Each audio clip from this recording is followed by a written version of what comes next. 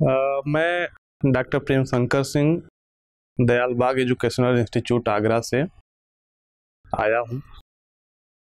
E-PG पाठशाला हिंदी में आपका स्वागत है। आज हम लोग साहित्य इतिहास दर्शन प्रश्न पत्र के अंतर्गत संरचनावाद और उत्तर संरचनावादी इतिहास दृष्टि पर बात करेंगे। संरचनावादी और उत्तर संरचनावादी इतिहास दृष्टि इस पाठ के अध्ययन से हम संरचनावाद की संक्षिप्त जानकारी प्राप्त करेंगे। साथ ही संरचनावादी इतिहास दृष्टि से परिचित हो सकेंगे। साहित्य के इतिहास में विखंडनवादी अवधारणा का क्या संदर्भ है इसे समझ सकेंगे और इतिहास के साथ इन सारी चिंतन धाराओं का मसलन संरचनावादी, उत्तर संरचनावादी और विखंडनवादी अवधारणाओं का क्या संदर्भ है, इनका क्या द्वंद्वात्मक संबंध है, इसको हम समझ सकेंगे। साहित्य को देखने का क्या नजरिया हो, ये साहित्य चिंतन और इतिहास दर्शन की जो है केंद्रीय प्रस्तावना है। इस संदर्भ से जो बात हमारे सामने आती है कि क्या साहित्य को रचने वाला जो रचनाकार है और उसकी जो रचना है, इन दोनों के बीच कोई अंतर संबंध होता है या नहीं होता है। एक टेक्स्ट या पाठ के रूप में जो कृति हमारे सामने है, जब किसी साहित्य पर हम चर्चा करें तो हमारा संदर्भ वह टेक्स्ट होना चाहिए या उस टेक्स्ट को रचने वाला जो रचनाकार है, उस रचनाकार की जो मानसिक दुनिया है, जिस पर सामाजिक परिवेश और वातावरण का असर पड़ा है, वह भी हमारे अध्ययन और विश्लेषण का विषय होना चाहिए। यह प्रश्न सबसे पहले साहित्य इतिहास दर्शन के संदर्भ में रूसी रूपवादियों ने उठाया था। उन्होंने ये कहा कि रचनाकार को असल में रचनाकार या परिस्थिति के परिप्रेक्ष्य में न देखकर उससे पृथक करके सिर्फ टेक्स्ट या पाठ पर आधारित मान करके हमें देखना चाहिए।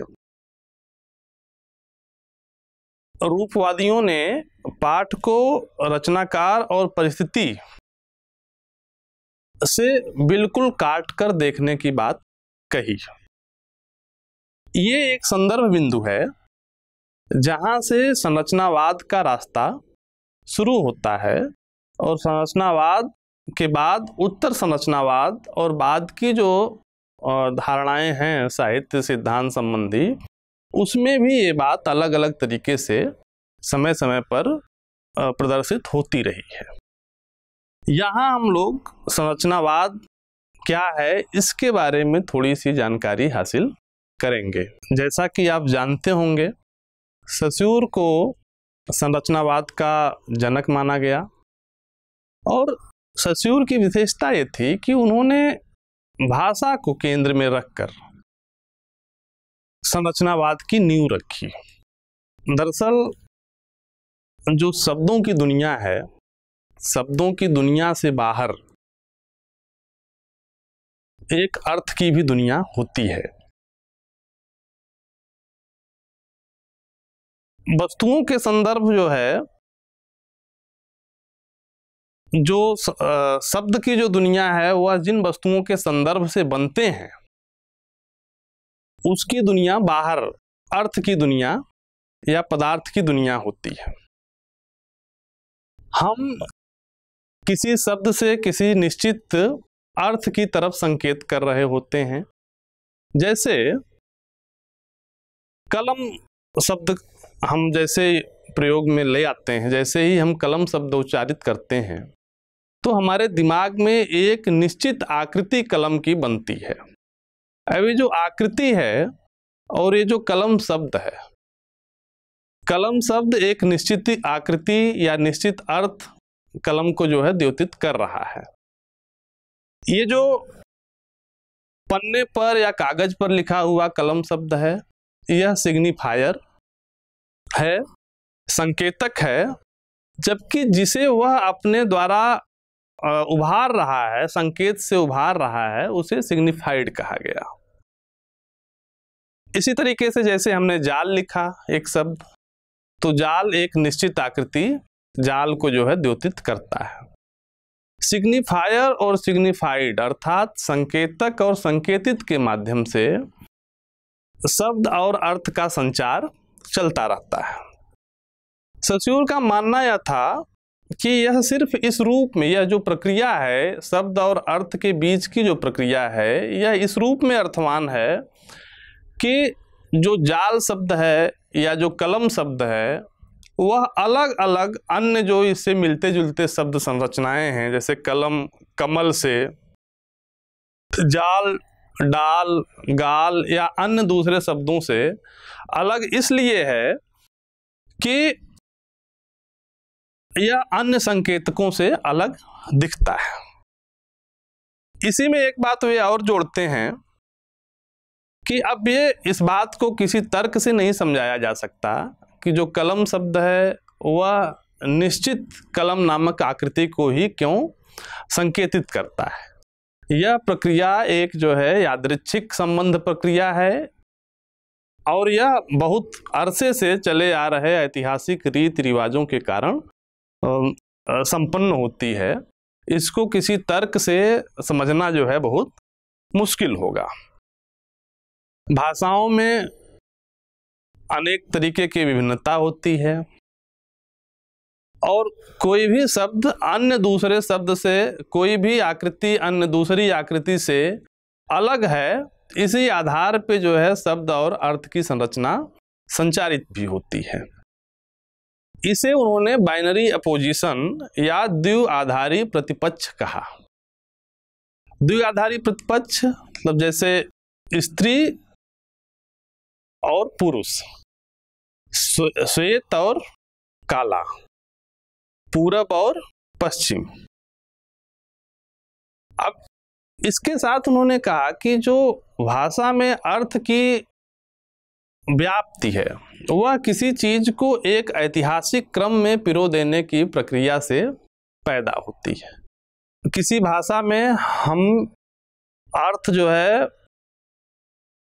शब्दों को एक क्रम में पिरो देने की प्रक्रिया से, शब्दों को एक क्रम में पिरो देने की प्रक्रिया से हासिल करते हैं। भाषा अगर संकेत तंत्र है, अब इससे एक बात समझनी चाहिए कि अगर भाषा सिर्फ संकेत करती है, भाषा से हम किसी निश्चित लक्ष्य को संकेतित करते हैं, तो यह संकेत असल में भाषा अगर किसी चीज को संकेत करने का माध्यम है तो यह संकेत एक खास क्रम में पिरोने के कारण उत्पन्न होता है और मान्यताओं की बुनावट में कोई शब्द एक खास अर्थ से चिपक जाता है और उसी तरह से उसका प्रयोग परंपरा में चलता रहता है। भाषा विज्ञान के क्षेत्र से संरचनावाद को बाहर निकालने का काम किया रोमन याकोब्सन ने। रोमन याकोब्सन का एक महत्वपूर्ण कथन है, साहित्यिक अध्ययन का विषय साहित्य नहीं वरन साहित्यिकता की वे विशेषताएं हैं जिनसे कलाकृत साहित्य बनती है। याकोब्सन ने स्पष्ट किया कि कविता की भाषा का सौंदर्य परक तत्व उसके संप्रेषण तत्व को पराभूत कर देता है। सामान्य भाषा में शब्द बहिर्जगत से अपने संदर्भ में पहचाना जाता है, जबकि काव्य भाषा में यह संदर्भ अवलंबित हो जाता है और शब्द अर्थ से अर्थ पैदा करने की एक अंतहीन क्रीड़ा में सहभागी बन जाता है। कविता में अर्थोत्पत्ति की यह प्रक्रिया भाषा के दैनंदिन प्रयोगों की योगरूपता और सपाटपन से अलग है। यहाँ याकोब्सन जिस बात को रेखांकित कर रहे हैं वह यह कि बोलचाल या बातचीत की भाषा और साहित्यिक भाषा में एक फर्क होता है।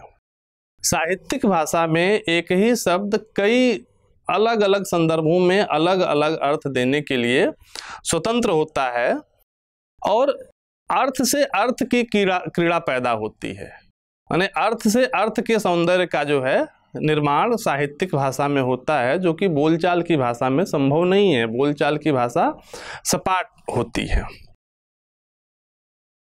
साहित्य से फिर संरचनावाद की जो विकास यात्रा है वो संस्कृति की तरफ जाती है।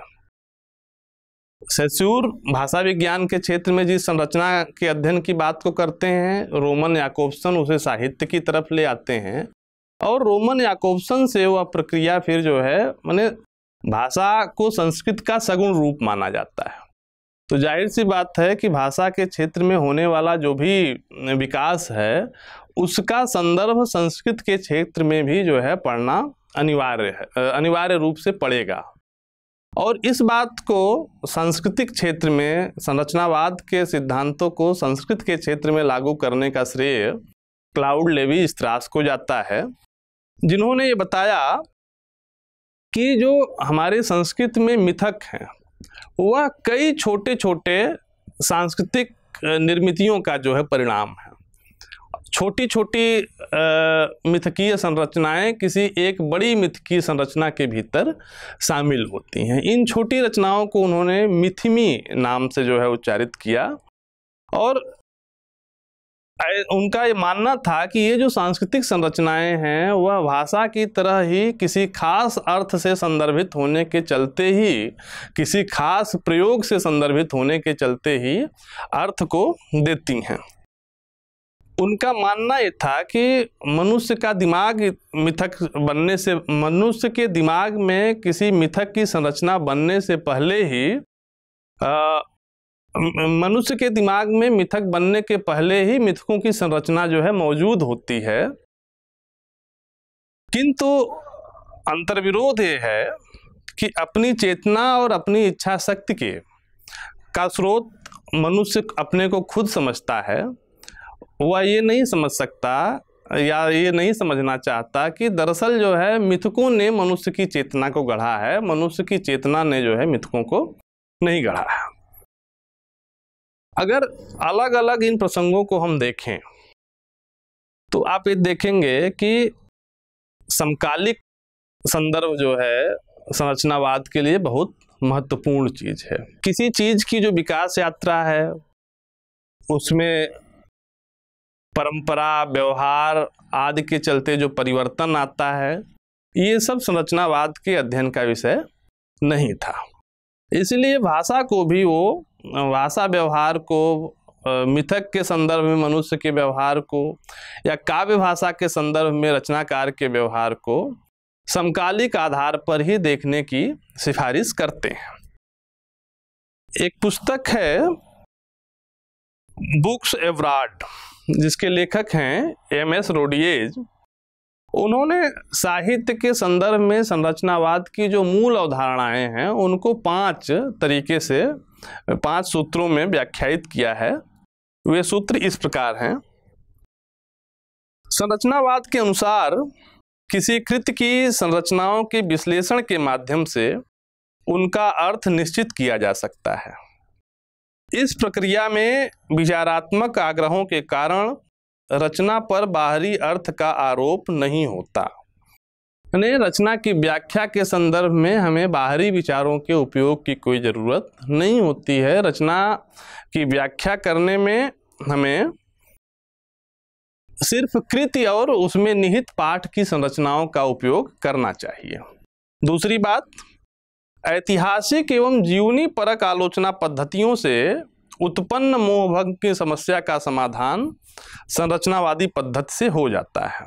ऐसा कोई भी आलोचनात्मक दृष्टिकोण जो पाठ के संदर्भ में अभिप्राय या स्रोत की अवहेलना करता है, परोक्षतः संरचनावादी ही है। लेकिन खतरा यह है कि केवल वास्तु तात्विक विश्लेषण में रचना के बिखर जाने की संभावना है, जबकि संरचनावादी पद्धति के प्रत्यक्ष प्रयोग से रचना की एकता और सुसंगति पुनः स्थापित हो जाती है। चूंकि नंबर 4, चूंकि संरचनाओं की अनुभूति न तो सृजनात्मक चेतना को होती है और न आलोचनात्मक चेतना को। यहाँ रचनाकार और आलोचक या रचना की व्याख्या करने वाले की जो संदर्भ बिंदु हैं उसको ध्यान में रख करके बात कही जा रही है, बल्कि संरचनाओं से एक बुनियादी ढांचा निर्मित होता है। इसलिए संरचनात्मक विश्लेषण मनोविश्लेषण या मार्क्सवाद से प्रभावित वर्गीकरण की पद्धति से मुक्त होता है। संरचनाओं से वस्तुपरक बोधगम्यता का सिद्धांत निर्मित होता है। आखिरी बात, संरचनावाद देश काल की दृष्टि से दूरस्थ रचनाओं के विश्लेषण में सर्वाधिक सफल है, लेकिन एक आलोचक समकालीन रचना की संरचनात्मक व्याख्या करके उसका नया अर्थ उद्घाटित करता है। ये जो आखिरी बात है, इस बात से तात्पर्य यह है कि जब हम किसी रचना को उसके देश काल परिवेश में रख करके देखते हैं तो देश काल की बद्धता जो है को विश्लेषण के केंद्र में रखना हमारी मजबूरी हो जाती है। जब संरचना को देश काल परिवेश से मुक्त कर देंगे या मुक्त करके उसकी व्याख्या हम करेंगे, तब ये जरूर संभव होगा कि नए देश काल परिवेश के संदर्भ में हम उस रचना को व्याख्यायित करते हुए उसके भीतर नए अर्थ उद्घाटन की प्रक्रिया की तरफ भी जाएंगे। लेकिन संक्षेप में अगर हम समझें इन सारी बातों को तो वो इस प्रकार हैं कि किसी रचना की व्याख्या में हमें विचारधारात्मक आग्रह नहीं रखने चाहिए। रचना के अभिप्राय को समझने की बजाय रचना की संरचना की व्याख्या में आलोचक को अपनी समझदारी दिखानी चाहिए। देश काल के संदर्भ रचना के लिए जो है अप्रासंगिक हैं। इसके साथ ही ऐसा प्रस्तावित करते हुए संरचनावादियों ने असल में शब्द और अर्थ की जो परंपरागत धारणा थी उस धारणा को ध्वस्त कर दिया था। संस्कृति को समझने की जो हमारी द्वंद्वात्मक या ऐतिहासिक समझदारी है उसको भी संरचनावाद ने प्रश्नांकित किया।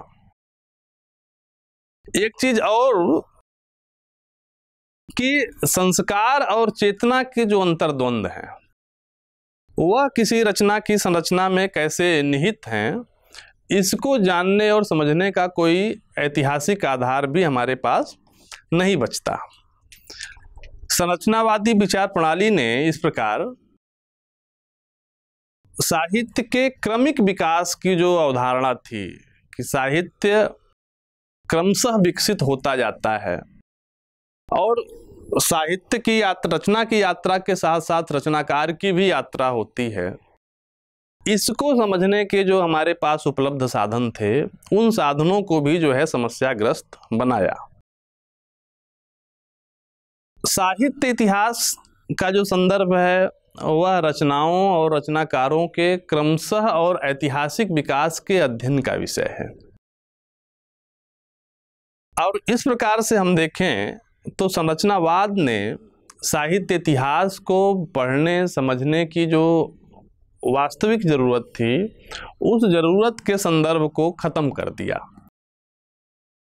संक्षेप में साहित्य इतिहास दर्शन के लिए संरचनावादी दृष्टिकोण का क्या महत्व होगा या संरचनावादी दृष्टिकोण ने साहित्य इतिहास दर्शन संबंधी अध्ययन को किस तरीके से प्रभावित किया, इसे हम निम्न बिंदुओं के माध्यम से जान सकते हैं। जैसे संरचनावाद ने साहित्य के विश्लेषण, साहित्यिक रूप की मीमांसा और साहित्य की भाषिक संरचना के शैली वैज्ञानिक विवेचन में मदद मिल सकती है, लेकिन साहित्य के इतिहास बोध में नहीं। संरचनावादी विश्लेषणात्मक मीमांसा पद्धति इतिहास दर्शन की संश्लेषणात्मक विचार प्रक्रिया से मेल नहीं खाती। इतिहास बोध के लिए जिस समाकलनात्मक दृष्टिकोण की आवश्यकता होती है उसका संरचनावादी चिंतन में सर्वथा अभाव होता है। संरचनावाद और साहित्य इतिहास का विरोध इस कारण से भी है कि संरचनावाद में मूल पाठ और उसके संदर्भ के बीच में सिद्धांततः अंतराल रहता है। संरचनावाद साहित्य चिंतन में पाठ विश्लेषण अधिक महत्वपूर्ण हो जाता है, जबकि साहित्य इतिहास में पाठ और उसके सामाजिक संदर्भ, पाठ के बनने की, निर्मित होने की दशाएं और ऐतिहासिक और सामाजिक और कलात्मकता के जो अंतर्द्वंद हैं, ये सब भी जो है साहित्य के इतिहास के लिए बहुत जरूरी हैं। इतिहास की एक जो बुनियादी मान्यता है कि संदर्भ के अनुरूप पाठ के अर्थ में परिवर्तन होता है, लेकिन संदर्भ की उपेक्षा करने के कारण पाठ के परिवर्तनशील होने की दशा का संरचनावाद कोई विश्लेषण करने में अक्षम है। इतिहास के लिए जो एक बुनियादी चीज है इतिहास बोध, यह कृति, कृतिकार और रचनाकार के जो परस्पर संबंध हैं इनसे बनता है। लेकिन रचना के व्यस्त और निरस्त मूल्य तथा पाठक की मूल्य चेतना पर रचना के व्यक्त मूल्यों का जो प्रभाव है उसका अध्ययन आवश्यक है। लेकिन संरचनावाद सिर्फ मूल पाठ को ध्यान में रखता है। कृतिकार और कृतिकार के साथ साथ जो पाठक है उस पे किसी कृति का जो है क्या असर है, यह उसकी नज़र में नहीं है। इस तरीके से संरचनावादी साहित्य चिंतन रचना की मूल्य चेतना और पाठक की मूल्य चेतना में कोई संबंध नहीं स्थापित होने देता। नहीं, रचना और पाठक के बीच एक गैप जो है हमेशा बना रहता है। संरचनावाद से नैतिक और कलात्मक मूल्यों के विकास की परंपरा का भी कोई बोध हमें नहीं होता। एक और बात कि इतिहास बोध के लिए कृति की भाषा और सौंदर्यशील तत्वों का तो महत्व होता ही है, लेकिन भाषा और सौंदर्य बोधी संरचना से अधिक महत्वपूर्ण रचना की वैचारिक और भावात्मक संरचना है। विचार और भाव से कृति को अलग रखने पर संरचनावाद का जोर होने के चलते रचनाकार के वैचारिक और भावात्मक अभिप्राय वो पाठक के सामने नहीं खुलते। इसी से जुड़ी हुई एक और बात है कि संरचनावादी साहित्य चिंतन कलाकृति की स्वायत्तता और संरचनाओं की शाश्वत समकालिकता की धारणा पर टिका हुआ है। स्वायत्तता और शाश्वत समकालिक जो कुछ है वह सब वर्तमान है, समकालिक है, उनके विकास की कोई निश्चित प्रक्रिया नहीं है, कोई निश्चित परंपरा नहीं है। और ऐसा करते हुए वह रचना को ऐतिहासिकता और संदर्भ सापेक्षता से अलग करते हैं। अब ये समझने की बात है कि किसी भी तरीके का इतिहास संदर्भ सापेक्षता, परिवर्तनशीलता और विकासशीलता की उपेक्षा करके इतिहास ही नहीं रह सकता। ऐसा करने से दरअसल जो है इतिहास को जिस जीवित संदर्भ में हम ग्रहण करते हैं वह संदर्भ हमारे बीच से गायब हो जाता है। एक और जो महत्वपूर्ण बात है कि रचना में व्यक्त और निहित अर्थ सृजन की प्रक्रिया और पाठक के अर्थबोध की प्रक्रिया में रचनाकार तथा पाठक की चेतना और परिवेश का संबंध इतिहास के लिए अनिवार्य रूप से विचारणीय है। लेकिन संरचनावादी विचारक चेतना और परिवेश के द्वंद्वात्मक संबंध को अस्वीकार करते हैं। अर्थ की सर्जना, व्यंजना और बोध की प्रक्रियाएं केवल भाषिक प्रक्रियाएं नहीं हैं। इन प्रक्रियाओं से जीवन मूल्यों का गहरा संबंध है। कृति की मूल्यवत्ता और इसके साथ ही कृति की मूल्य चेतना और समाज की मूल्य चेतना का संबंध भी विवेचित होना चाहिए। संरचनावादी साहित्य चिंतन मूल्य मीमांसा को अनावश्यक समझता है, इसीलिए वह किसी कृति के मूल्यांकन के संदर्भ में अक्षम साबित होता है। अगला बिंदु ये है कि इतिहास कलाकृतियों के स्थायित्व की प्रकृति का विवेचन करता है और इस स्थायित्व के विवेचन के माध्यम से ही साहित्य परंपरा के विकास में रचनाओं और रचनाकारों के योगदान का भी मूल्यांकन होता है। कला के स्थायित्व का कारण केवल कृति की रूपात्मक संरचना की श्रेष्ठता ही नहीं है।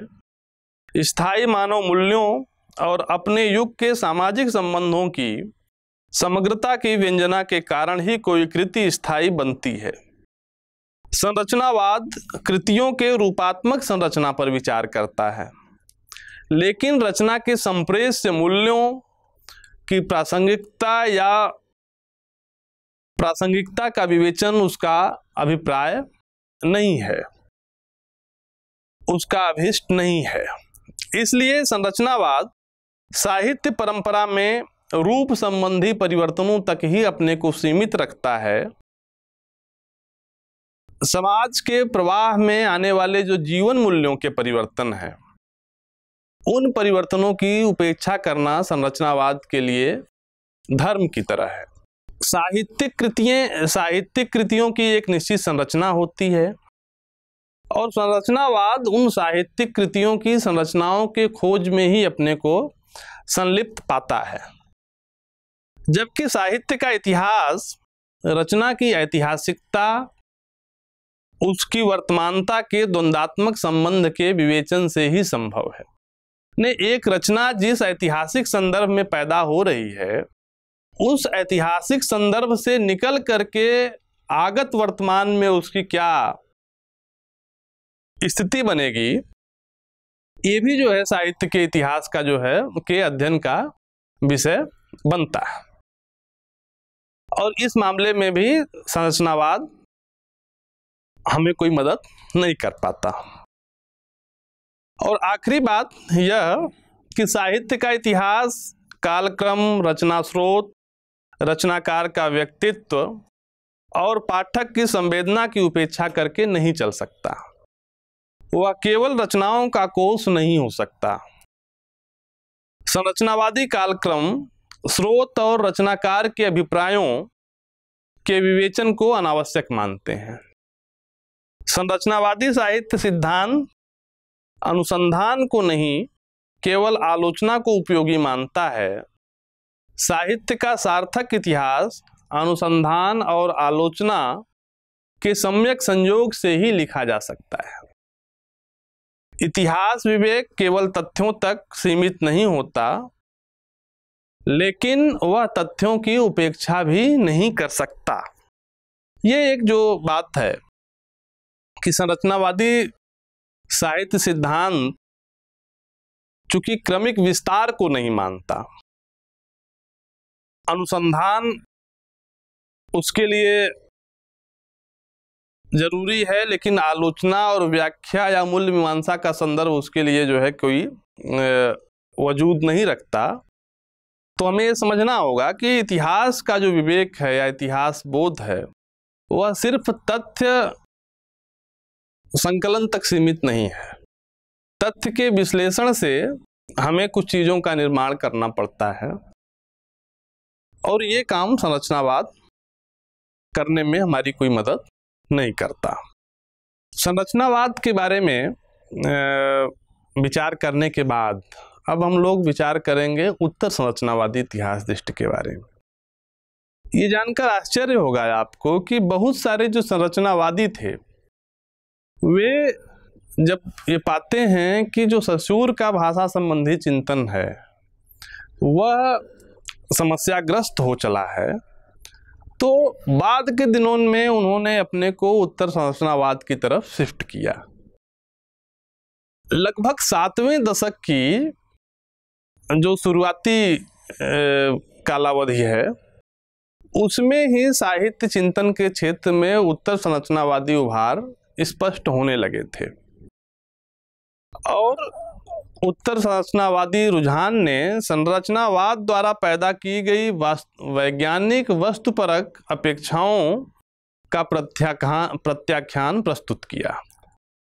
ससूर के भाषा चिंतन से हमने ये जाना कि भाषिक तंत्र जो है एक खास किस्म के अर्थ चिन्हों पर निर्भर करता है, और अर्थ चिन्ह जो है अपने से बाहर किसी निहित वस्तु की तरफ संकेत करके उस संदर्भ से अर्थ को जो है पैदा करता है। संकेत और संकेतित की जो साफ सुथरी एकता है, इससे ही saussure के भाषा चिंतन का विकास हुआ था। लेकिन जो उत्तर संरचनावाद है,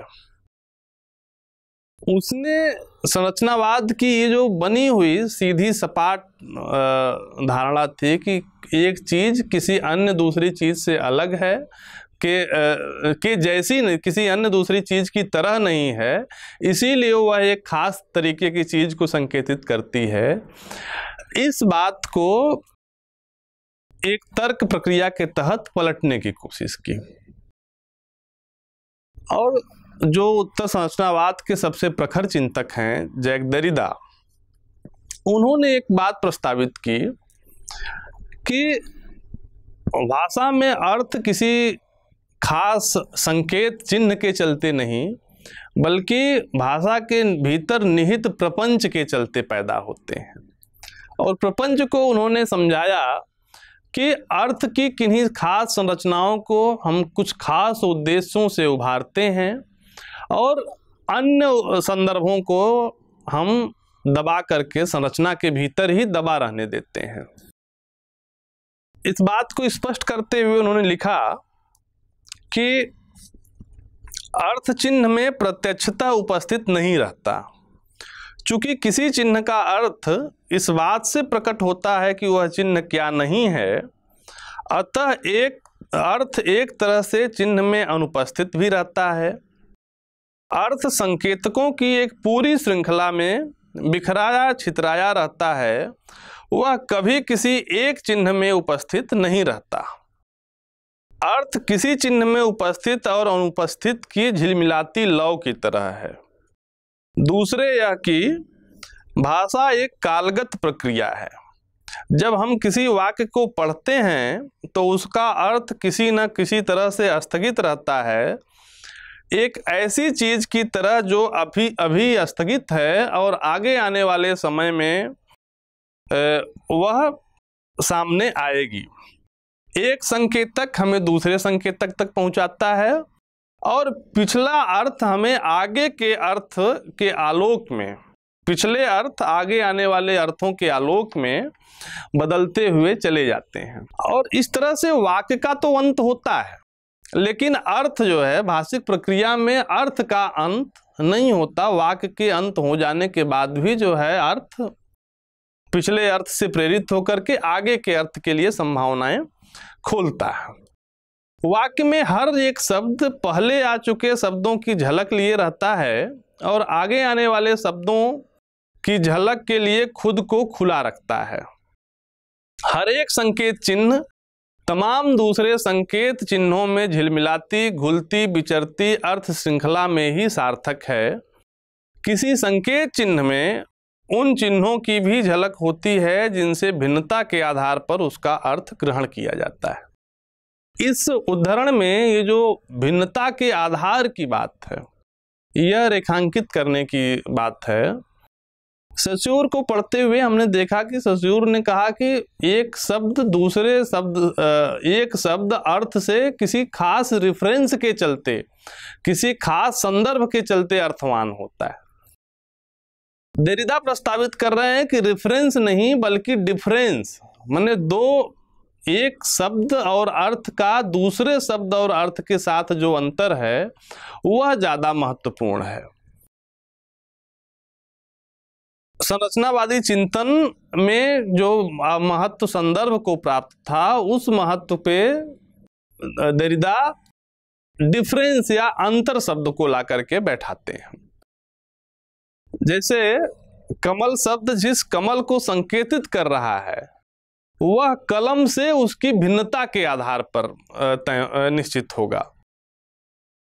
गोपीचंद नारंग ने इस संदर्भ में एक बात कही है कि देरिदा विभेद की संकल्पना को एक संरचना एवं आंदोलन घोषित करते हैं। जिसकी 3 विशेषताएं प्रमुख हैं। नंबर 1, उसके अनुसार भाषा के तत्वों में विभेद तथा उसके कारण अर्थोत्पत्ति का खेल जारी रहता है। दूसरे, यह कि उपस्थित तत्व तो अर्थ खो देते हैं, अदृश्य तत्व भी जिनसे विभेद स्थापित होता है अर्थोत्पत्ति की प्रक्रिया में अपने अदृष्ट से प्रभावकर होते हैं। देरिदा अदृष्ट की अवधारणा को ट्रेस या झलक कहते हैं। तीसरी बात यह कि भाषा के प्रभावकर तत्वों के मध्य अंतराल होता है। लेखन हो या वक्तव्य, इस दूर तत्व या विराम या मौन की फांक भी अर्थ के विभेद एवं स्थगन की प्रक्रिया में अत्यंत महत्वपूर्ण होती है। एक संकल्पना जो विभेद या अंतर की संकल्पना दी देरिदा ने। दूसरी इससे जुड़ी हुई जो बात देरिदा के चिंतन में महत्वपूर्ण है वह है उपस्थिति का तत्व ज्ञान। से भाषा का 2 रूप मिलता है, एक रूप है लिखित रूप और एक है वाचिक रूप। उपस्थिति के तत्वज्ञान को ही मेटाफिजिक्स ऑफ प्रेजेंस कहा गया है। उनकी जो बहुत महत्वपूर्ण पुस्तक है ऑफ ग्रामेटोलॉजी, उसमें विस्तार से इस विषय पे चर्चा करते हुए देरिदा बताते हैं कि भाषा यानी टेक्स्ट में अर्थ कैसे उद्घाटित होते हैं। ऐसा करने के लिए देरिदा ने जो पश्चिम की समूची ज्ञान परंपरा थी, प्लेटो से लेकर के रोला बार्थ तक, उसका अध्ययन किया और ये बताया कि जो पश्चिमी लेखन परंपरा है, पश्चिम की जो दर्शन परंपरा है, उसमें लिखे हुए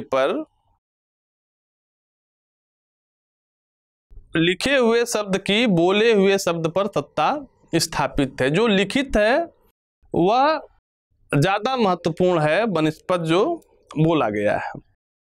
बोलते हुए वक्ता की उपस्थिति, क्रियाकलाप, उसके हाव भाव से भाषा में एक प्रकार की स्पष्टता आ जाती है।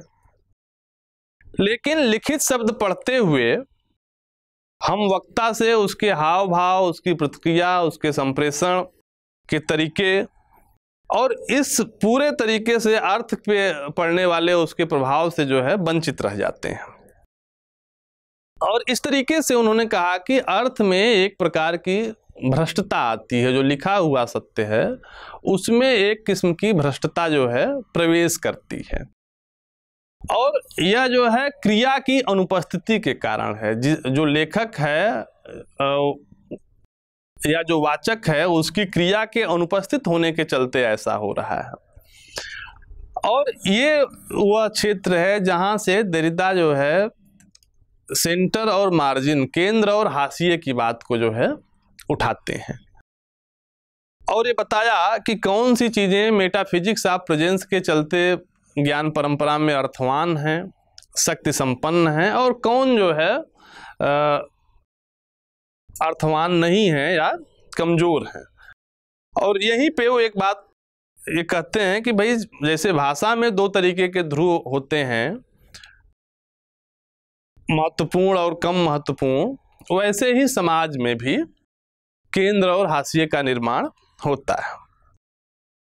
अभी देखने की बात है कि देरिदा जो मूलतः अर्थ विज्ञान के क्षेत्र से काम करते हुए समाज विज्ञान की तरफ आए, उन्होंने साहित्य और साहित्येतर के बीच के जो संबंध है उस सीमा रेखा को खत्म कर दिया।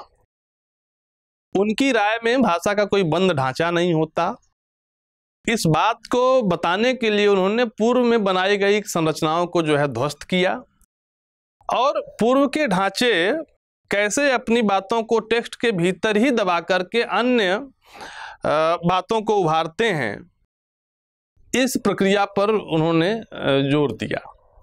जैसे गुलाब के सौंदर्य को उभारने के लिए रचना में गुलाब के खून चूसने की प्रवृत्ति को बहुत वर्षों तक दबा करके रखा गया। देरिदा ने इस अंतर को मिटाने हेतु कहा कि जो भी संरचना हमें ज्ञात है वह दरअसल सत्ता के पक्ष में बनाई गई है। जैसे हम स्त्री और पुरुष कहते हैं तो पुरुष एक सत्ता है जो स्त्री को दबाने के लिए गढ़ा गया है। और यह जो है माने पुरुष की श्रेष्ठता तो स्त्री पे साबित करता ही है, पुरुष की अपेक्षा स्त्री को हीन भी साबित करता है। और इस तरह उन्होंने बताया कि जो भी पाठ संरचनाएं हैं वह दरअसल राजनीतिक, सामाजिक और सांस्कृतिक गतिविधियों के वर्चस्व का परिणाम है। देरिदा ने इस बात पर भी जोर दिया कि इन संरचनाओं को ढहाकर ही जो है, जो हाशिया है या जो नई संरचनाएं हैं उन्हें केंद्र में लाया जा सकता है। लेकिन इस प्रक्रिया में जो पुरानी संरचना है वह हाशिए की ओर धकेली जाएगी, ऐसा नहीं है। होगा यह कि हाशिए पर गई चीजें फिर से केंद्र में आने का प्रयास करेंगी और इस तरीके से भाषा के भीतर एक क्रीड़ा का जन्म होगा और अर्थ की संरचनाएं लगातार बनती और बिगड़ती रहेंगी। इस प्रकार पाठ का संपादन बंद होने के बजाय हरदम खुला हुआ रहेगा। कोई पाठ निश्चित रूप से पूर्ण जो है नहीं हो सकता, उस पाठ के हरदम जो है नए सिरे से खुलने की संभावना रहेगी। इसे ही देरिदा ने खुला हुआ अंत कहा। देरिदा के चिंतन से जो बात उभर करके सामने आती है कि शुद्ध ज्ञान और राजनीतिक ज्ञान के बीच कोई अंतर जो है समाप्त हो गया।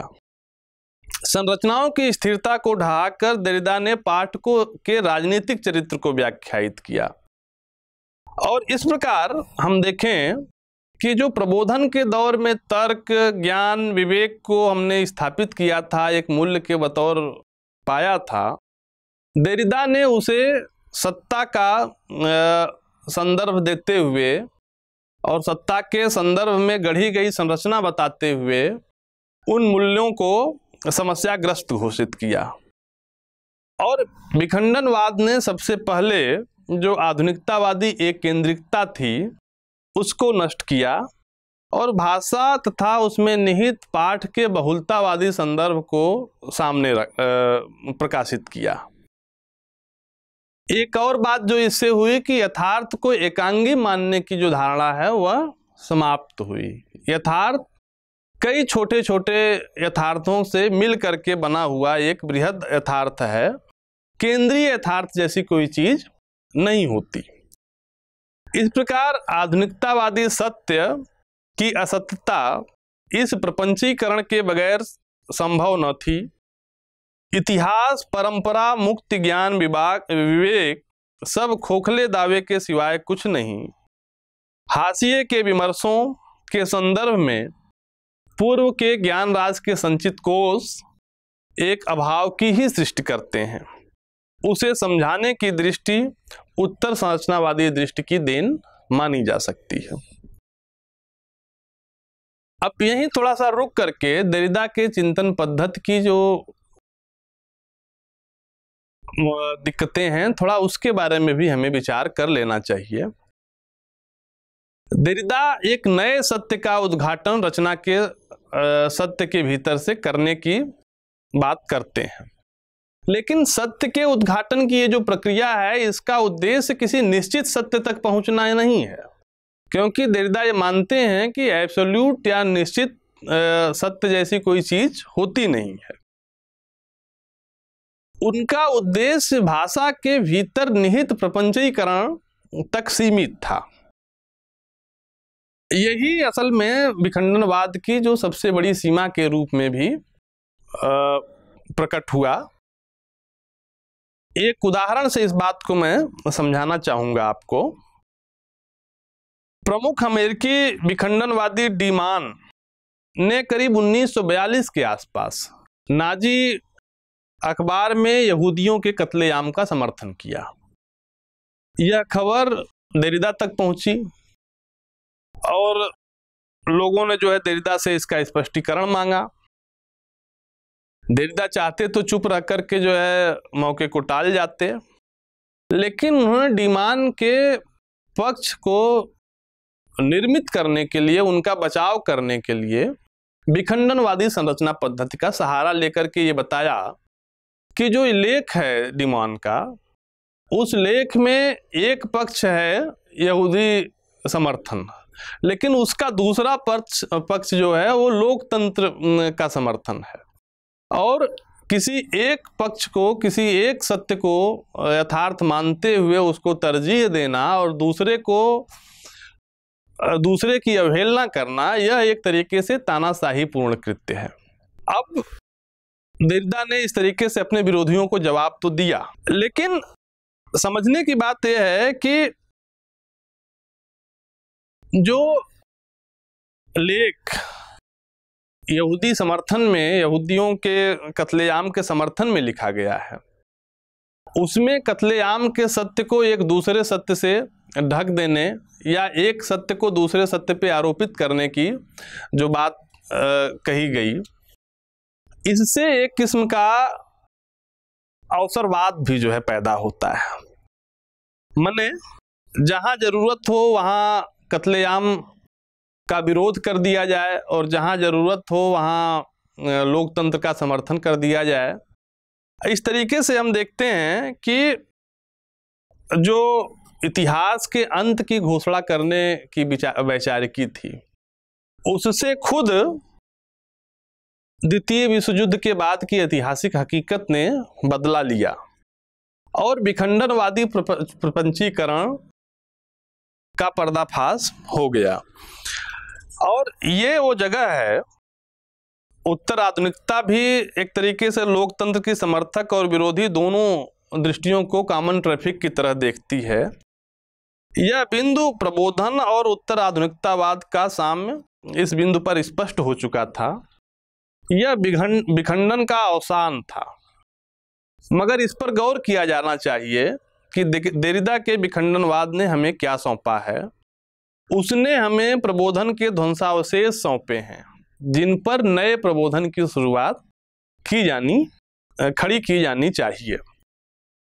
निष्कर्ष रूप में हम कहेंगे कि भाषा के विश्लेषण के जरिए ससूर ने जिस संरचनावाद की नींव रखी थी, वहां प्रत्येक शब्द अपने द्विआधारी प्रतिपक्ष के कारण अर्थ धारण करता है। संरचनावाद भाषा विज्ञान से साहित्य और साहित्य के क्षेत्र से संस्कृत के क्षेत्र में प्रविष्ट होता है। देश काल से दूर रचनाओं के विश्लेषण और उनकी व्याख्या के संदर्भ को जो है महत्व प्रदान करता है। लेकिन हमें समझना चाहिए कि एक आलोचक समकालीन रचना की संरचनात्मक व्याख्या करके उसका अर्थ उद्घाटन कर सकता है। वैसे एक तथ्य यह भी है कि साहित्य इतिहास के लिए कृति और कृतिकार की ऐतिहासिक चेतना और कला चेतना के स्वरूप और संयोग प्रक्रिया का विश्लेषण भी जरूरी है, और इसके लिए संरचनावादी साहित्य और उत्तर संरचनावादी साहित्य इतिहास दृष्टि में कोई स्थान नहीं बचता है।